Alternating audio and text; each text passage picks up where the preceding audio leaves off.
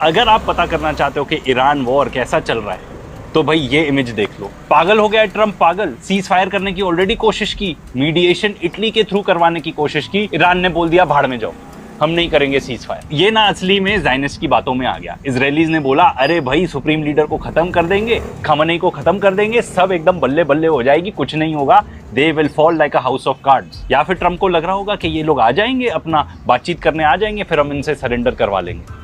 हुआ क्या, उल्टा। ईरान ने ऐसा जम के अटैक किया कि यूएस के जितने भी बेसेस हैं आसपास यूज ही नहीं कर पा रहे उनको। एयरक्राफ्ट कैरियर की तो ऐसी हालत है कि रेंज के बाहर रह रहे हैं, क्योंकि इनके पास चाइना की बढ़िया बढ़िया एंटी शिप मिसाइल्स है। प्रॉपर्टी प्राइसेस गिर जाएंगे, कोई रहना नहीं चाहेगा इन शहरों में। सऊदी ऑफिशियल तक आके बोल रहे हैं भाई हमें तो डिच कर दिया, हमारी तो परवाही नहीं कर रहा, यूनाइटेड स्टेट्स हमारा एलाई है। इजरायलीज ने मरवा दिया भाई, ट्रम्प को मरवा दिया, यूनाइटेड स्टेट्स ऑफ अमेरिका को मरवा दिया, ये ज़ायनिस्ट की बातों में आ गए। अब तो भाई वॉर ऑफ एट्रिशन चालू है, नंबर्स गेम है, कौन कितनी ज्यादा मिसाइल फेंक सकता है, कौन कब तक सर्वाइव कर सकता है। नमस्कार, मैं रवीश कुमार। अमेरिका ने सऊदी अरब और कुवैत में अपने दूतावास बंद कर दिए हैं और अपने नागरिकों से कहा है कि इसी वक्त निकल जाएं। सऊदी अरब में अमेरिका के दूतावास पर ड्रोन से हमला हुआ और जहां कर्मचारी रहते हैं वहां भी। ओमान में अमेरिका ने अपने नागरिकों से कहा है शरण ले लो। अमेरिका ने हाथ खड़े कर दिए हैं कि वह जेरूसलम से अपने नागरिकों को नहीं निकाल सकता। अगर इसराइल की मदद से अमेरिकी निकलना चाहते हैं तो उनकी सुरक्षा की गारंटी अमेरिका नहीं लेता, ये अमेरिका के दूतावास ने कहा। बहरीन में ईरान ने अमेरिका के सैन्य हवाई अड्डों पर हमला कर दिया। हमले से पहले अमेरिका ने अपने बेड़ों को हटा लिया था, लेकिन तब भी उस अड्डे की बर्बादी अमेरिका को रास नहीं आएगी और उसकी साख को गहरा धक्का पहुंचेगा। बहरीन से खबर है कि वहां की शिया आबादी सड़कों पर उतरकर ईरान के समर्थन में नारे लगा रही है। बहरीन में विद्रोह की हालत हो गई।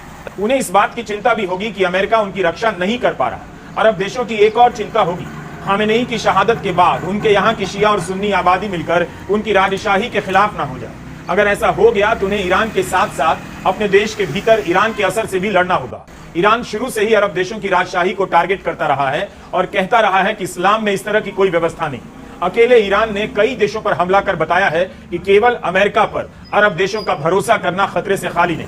3 मार्च की तमाम खबरों से कम यही लग रहा है कि खामेनेई की शहादत के बाद भी ईरान भारी पड़ने लगा है, या फिर इसे ऐसे भी देख सकते हैं कि ईरान तबाही को झेलते हुए भी अपनी ताकत का एहसास करा रहा है। चौथे दिन अमेरिका के पास दिखाने के लिए यही है कि अपने दूतावास को बंद कर रहा है, हमले के कारणों को यहां वहां शिफ्ट कर रहा है। इसराइल और अमेरिका दोनों मिलकर 150 से अधिक शहरों पर, ईरान के शहरों पर हमला कर चुके हैं। 700 से अधिक लोगों की मौत हो चुकी है ईरान में। आज के वीडियो में दिन भर के कई बड़ी खबरों का हमने आपके लिए संकलन किया है। ईरान के मिनाब शहर में लाखों की संख्या में लोगों का बाहर आना दुनिया और अमेरिका के लिए चेतावनी है कि यहाँ के लोग उसके बम धमाकों से नहीं डरे। मिनाब शहर में 160 से अधिक बच्चियों के जनाजे में इतनी बड़ी संख्या में लोग बाहर निकले। अमेरिका के 9 सैनिक अड्डे 5th फ्लीट पर ईरान के हमले का वहां स्वागत हो रहा है। जश्न मनाने वालों की गिरफ्तारी की खबरें आ रही हैं। अमेरिका ने अपने मुल्क से बाहर कतर, बहरीन और संयुक्त अरब अमीरात में विशाल सैनिक अड्डे बनाए थे, लेकिन इसके बाद भी वह ना तो ईरान से अपनी रक्षा कर पा रहा है, न इन देशों की रक्षा कर पा रहा है। कुवैत के सैनिक अड्डों पर ईरान के हमले में अमेरिका के 6 सैनिक मारे गए।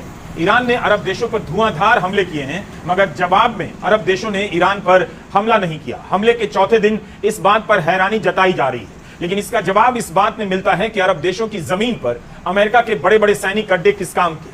अमेरिका उनकी जमीन से लड़ रहा है तो हमला अरब देश क्यों करें। क्या डोनाल्ड ट्रंप मास्टर स्ट्रोक खेलने गए थे ईरान के अंदर और अपने करियर का सबसे बड़ा भूल, सबसे बड़ी गलती कर बैठे हैं? क्या अमेरिका ने पूरा कैलकुलेशन ही गलत कर दिया था कि वो कितनी जल्दी इस युद्ध को जीतने वाले हैं? क्या उन्होंने सोचा था ये एक वेनेजुएला होने वाला है, लेकिन ये तो अफगानिस्तान होता दिख रहा है। उधर ईरान अपने लीडर को खोने के बाद उन्होंने भी सारे घोड़े खोल कर रखे हैं, चाहे इजराइल का तेल अवीव हो, हाइफा हो, जेरूसलम हो, सारे गल्फ स्टेट्स की बात करें तो वो बमबारी वहां देखी जा रही है, वहां मिसाइल दागे जा रहे हैं। कुछ फ्लाइट्स को रिज्यूम करने की कोशिश हुई है, लेकिन सिचुएशन अभी भी काफी टेंस है।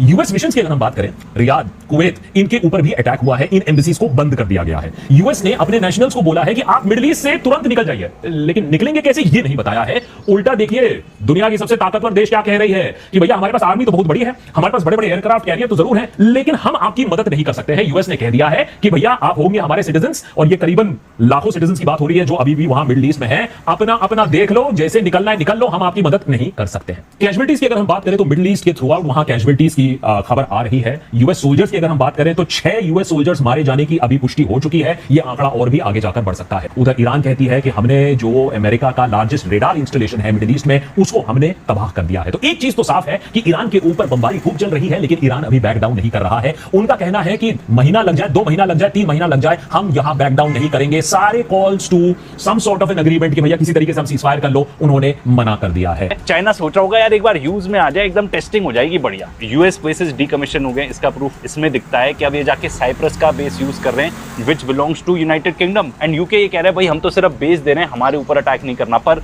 उन्होंने उस पर्टिकुलर बेस पर जाके भी अटैक कर दिया। मिसाइल्स और ड्रोन इतनी ज्यादा तादाद में गिर रही हैं कि क्या बताएं। अगर ईरान की मिसाइल्स की भी बात करें तो वो 250,000 $500,000 की हैं। उनको गिराने के लिए $12 मिलियन, $5 मिलियन की पेट्रियट मिसाइल्स या थर्ड मिसाइल्स यूज करनी पड़ती हैं। स्ट्रेट ऑफ हॉर्मुज बंद कर दिया है, ऑयल प्राइसेस इतने ज्यादा इंक्रीज हो रहे हैं, ठीक है। इसके बाद जो इकोनॉमिक हेवन थे अपना मनी लॉन्ड्रिंग करने के लिए, एंड जहां से बाहर का पूरा पैसा आता था, आपका दोहा हो गया, दुबई हो गया, यूएई पूरा, वहां पे जाके कुछ ड्रोन क्या गिराया इन्होंने, अफरा तफरी मच गई होगी। मोहम्मद बिन जायद इज कॉलिंग अप पुतिन कि यार ये रुकवा दो, इतने साल से हमने जो ये सब बनाया है वो सब ऐसे ही चला जाएगा। क्यों? क्योंकि लोगों को लगता है it is safe. And safe कैसे है? यूएस के मिलिट्री बेसिस बनवा रखे हैं, ठीक है, और बोल रहे हैं कि भाई हमारे ऊपर तो कौन अटैक करेगा। अब लोगों को लग रहा है कि भाई यहाँ पे क्या करना जाके।